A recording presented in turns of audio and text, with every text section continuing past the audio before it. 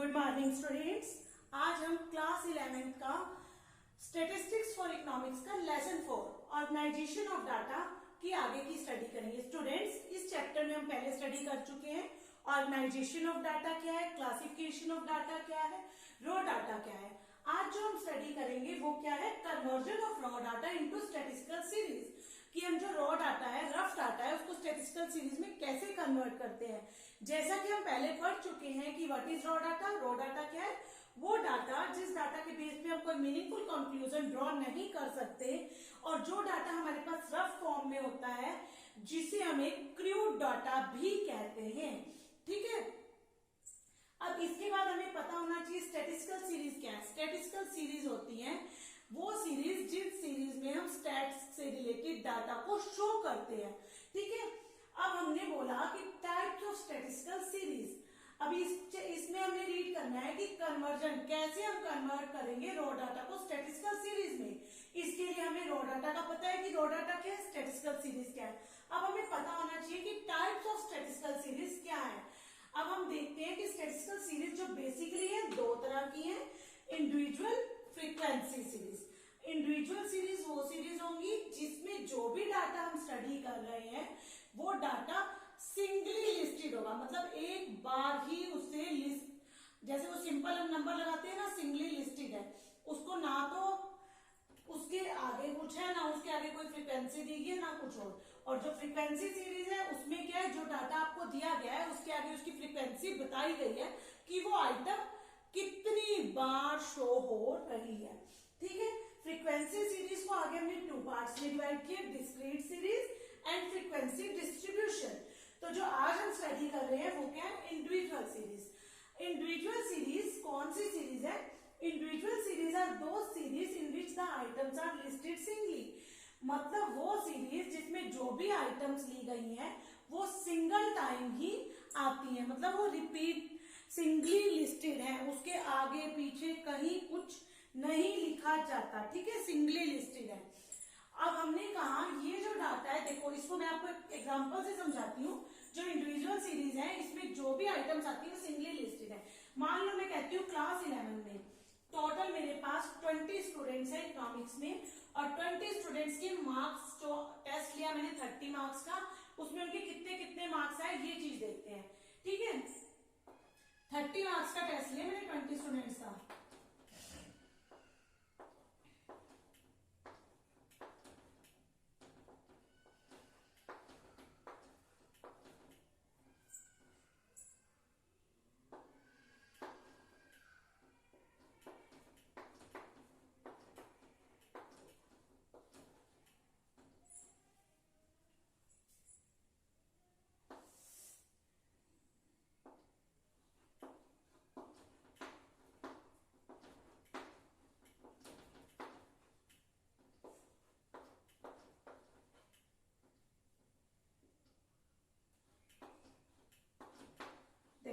ये मैंने 20 स्टूडेंट्स के मार्क्स बता दिए कि 20 स्टूडेंट्स हैं। इंडिविजुअल सीरीज में हम देख रहे हैं कि जो भी आइटम हमारे पास आती है वो सिंगली लिस्टेड होती है, मतलब हमने इंडिविजुअल सीरीज में मैं ये शो कर रही हूँ कि मेरे पास 20 स्टूडेंट्स हैं क्लास 11 में जिनके पास इकोनॉमिक्स है, और उन 20 स्टूडेंट्स के इकोनॉमिक्स में जो मार्क्स आए हैं 30 आउट ऑफ 30, 28, 26, 24, 22, 20, 18, 16, 14, 12, 10, 8, 29, 27, 25, 23, 21, 19, 15, 17, मतलब ये मार्क्स आए हैं। तो अब इनको मैंने इनके आगे कोई चीज लिखी है कि मतलब जिस चीज से पता चल जाए कि किसके कितने मार्क्स हैं। मैंने इसको ना तो इसको नाम से मेंशन किया, ना मैंने इसे रोल नंबर से मेंशन किया, तो क्या हम लोग अंदाजा लगा सकते हैं कि किसके कितने मार्क्स है। तो जो इंडिविजुअल सीरीज में हम डाटा शो ऑफ करते हैं, वो जो डाटा होता है हम दो तरह से शो करते हैं, या तो अकॉर्डिंग टू सीरियल नंबर करेंगे या फिर असेंडिंग और डिसेंडिंग ऑर्डर। मतलब यह है कि जो भी आप इंडिविजुअल सीरीज में डाटा आप शो करोगे वो आप किस तरीके से करोगे, या तो आप उसके सीरियल नंबर दे दोगे या उसको उसके असेंडिंग और डिसेंडिंग ऑर्डर में शो करोगे। अब ये जो डाटा मैंने लिया है इसको हम देखते हैं किस तरीके से शो करते हैं। हम इसको पहले तरीके में देखते हैं, अकॉर्डिंग टू सीरियल नंबर। मतलब क्या है कि हम इनके आगे इनके रोल नंबर मेंशन कर देंगे। देखो सिंपल, यहाँ पे देखो अकॉर्डिंग टू सीरियल नंबर में मैं यहाँ रोल नंबर लिखूंगी और इधर मैंने मार्क्स कर दिए। roll number 1 2 3 4 5 6 7 8 roll number 1 की क्या है 30 28 26 24 22 20 18 और ये 16 मतलब इस तरीके से मैंने शो कर दिया। इस तरह से मैं 20 स्टूडेंट्स का शो कर दूंगी कि मैं हर एक स्टूडेंट्स के जो मार्क्स है उनके आगे उनके सीरियल नंबर डाल दूंगी, रोल नंबर डाल दूंगी। Roll number 1 30 marks, roll number 2 28, roll number 3 26, roll number 4 24, roll number 5 22। मतलब हर एक स्टूडेंट ने जो मार्क्स गेन किए उनके रोल नंबर मेंशन कर दूंगी। अब अगर मैं इसे इस तरीके से शो ऑफ नहीं करती तो मैं इसको इसके असेंडिंग या डिसेंडिंग ऑर्डर में, असेंडिंग मतलब इंक्रीजिंग ऑर्डर में छोटे से बड़ा, डिसेंडिंग मतलब बड़े से छोटा। अगर मैं छोटे से बड़े में शो करती हूँ तो देखो छोटे से बड़े में छोटा सबसे छोटा क्या है यहाँ 8 है ना बेटा।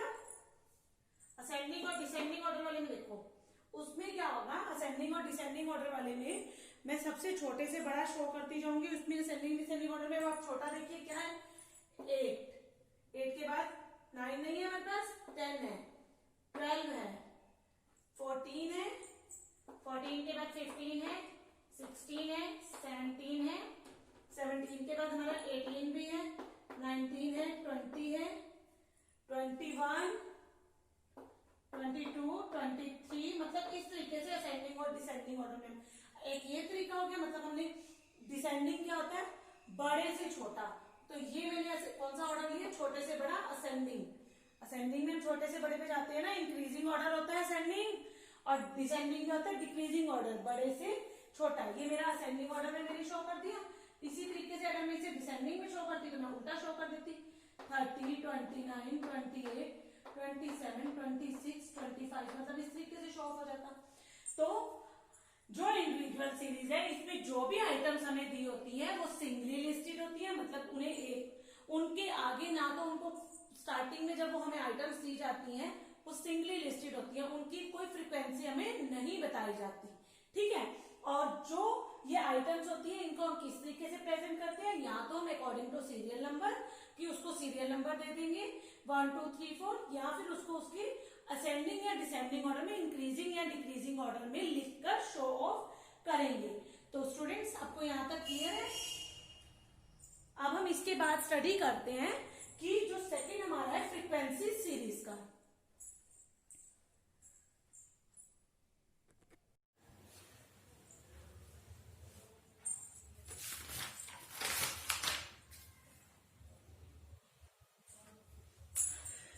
स्टूडेंट्स अब हम आगे स्टडी करते हैं कि फ्रीक्वेंसी सीरीज क्या होती है। हमने पहले पढ़ा फ्रीक्वेंसी सीरीज क्या है जिसपे फ्रीक्वेंसी गिवन होती है। अब हमने इसमें क्या देखा है कि फ्रीक्वेंसी सीरीज दो तरह की है, एक है डिस्क्रीट सीरीज और दूसरी है फ्रीक्वेंसी डिस्ट्रीब्यूशन। जो हमारी पहली सीरीज है वो क्या है डिस्क्रीट सीरीज, डिस्क्रीट सीरीज, और सेकेंड क्या है फ्रीक्वेंसी डिस्ट्रीब्यूशन। इन दोनों के बारे में जानने से पहले हमें पता होना चाहिए फ्रीक्वेंसी क्या है और क्लास फ्रीक्वेंसी क्या है और टेलीबार्स क्या है। सबसे पहले हम स्टडी करते हैं फ्रीक्वेंसी क्या है। Number of items, number of times an item repeat in the series.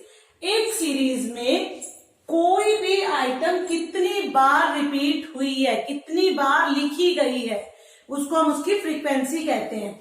जैसे कि इन सिंपल वर्ड्स मैं आपसे कहती हूं कि मतलब मैंने आपको क्या किया, मैंने कहा मेरी क्लास में 10 स्टूडेंट्स हैं, 10 स्टूडेंट्स के मार्क्स है 10 9 10 8 9 10 10 9 10 9। ये मेरे क्लास में स्टूडेंट्स के मार्क्स हैं। अब इसमें मार्क्स लोएस्ट मार्क्स क्या है 8। अब मैंने क्या किया इधर 8 लिख दिया। 8 मेरा कितनी बार आ रहा है, 8 सिर्फ मेरा एक बार है, 8 की फ्रीक्वेंसी क्या आ गई 1। इसी तरह मेरा 9 है सेकंड नंबर पे, मेरा 9 कितनी बार है 1 2 3 4, 9 की फ्रीक्वेंसी क्या आ गई 4। अब मेरा 10 कितनी बार है 1 2 3 4 5, 10 की फ्रीक्वेंसी क्या आ गई 5। मतलब क्या है कि किसी भी सीरीज में कोई भी आइटम कितनी बार रिपीट हुआ है वो उसकी क्या बन जाती है फ्रीक्वेंसी। ये क्या हो गया, ये इसकी फ्रीक्वेंसी आ गई।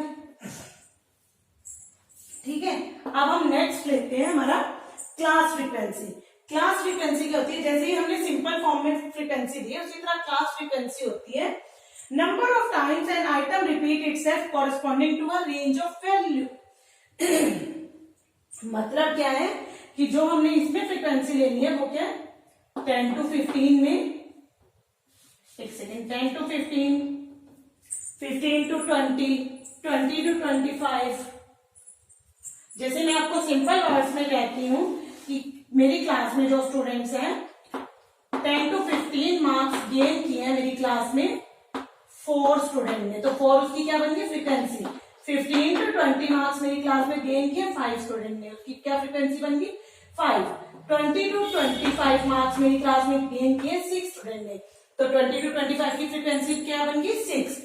जो सिंपल फ्रीक्वेंसी है वो कैसे होती है 1 2 3 4, उसको मतलब हमने काउंट करके लिखा कि 8 मार्क्स 1 स्टूडेंट क्या है, 9 मार्क्स 4 क्या है, 10 5 क्या है।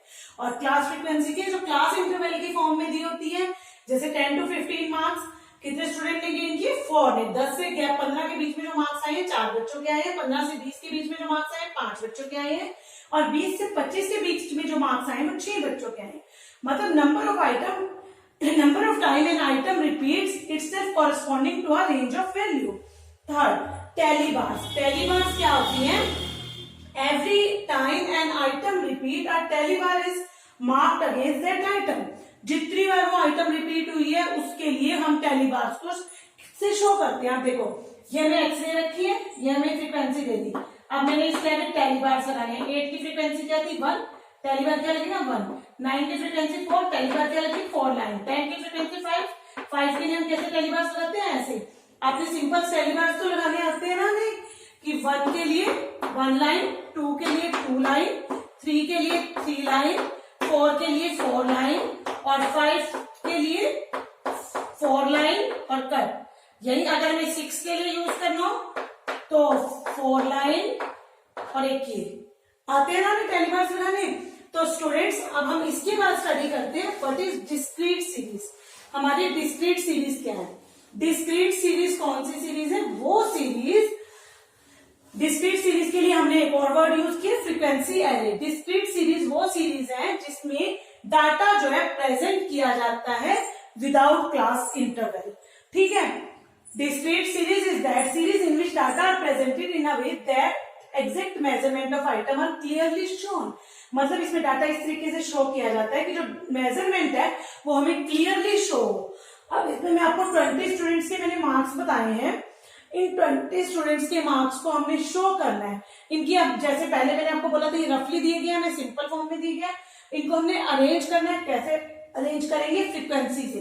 अब इसमें सबसे लोएस्ट आइटम क्या है 11, यहाँ पे हमने लिख लिए मार्क्स है 11, फ्रीक्वेंसी निकालो। 11 के बाद 12 है, 13 नहीं है ना हमारे पास, 14 है, 15 है नो, 16 है हमारे पास, 17 भी है, 18 भी है, 19 नहीं है ना, 20 है। ठीक है, अब गिनो 11 कितनी बार है, 1 2 3 टाइम है ना 11 की फ्रीक्वेंसी क्या बन गई 3। अगर मैंने इसको टैली बार से भी शो करना है तो मैं कैसे करूंगी 1 2 3। अब 12 कितनी बार है 1, 12 कितनी बार है 1, 12 की फ्रीक्वेंसी 1 और टैली बार 1। अब 14 देखो 1 2 3 4, 14 हमारा 4 टाइम, 1 2 3 4। 14 के बाद हमारा 15 नहीं है, 16 देखेंगे। 16 1 2 टाइम, 16 की फ्रीक्वेंसी 2। 17 देखो 1 2 3 4 5 टाइम 17 और इसकी फ्रीक्वेंसी 1 2 3 4 5। अब 18 देखेंगे हम 1, 18 भी हमारा 1 टाइम, 18 की फ्रीक्वेंसी 1 टैली बार 1। 19 नहीं है हमारे पास, 20 देखो 1 2 3 4, 20 कितनी बार है 4 बार, 1 2 3 4। अब ये देख लो, हमें देखना है कि हमारा रिजल्ट सही है कि नहीं, हम इसको प्लस कर सकते हैं। 3 + 1 4, 4 + 4 8, 8 + 2 10, 10 + 5 15, 15 + 1 16, 16 + 4 20। तो हमारा टोटल आ गया ना 20। हमने बोला था 20 स्टूडेंट्स के मार्क्स है। इसी तरह हम इन टैली बार्स को काउंट कर सकते हैं, 3 4 4 8 तो 10 5 15 16, 16 और 20, ठीक है।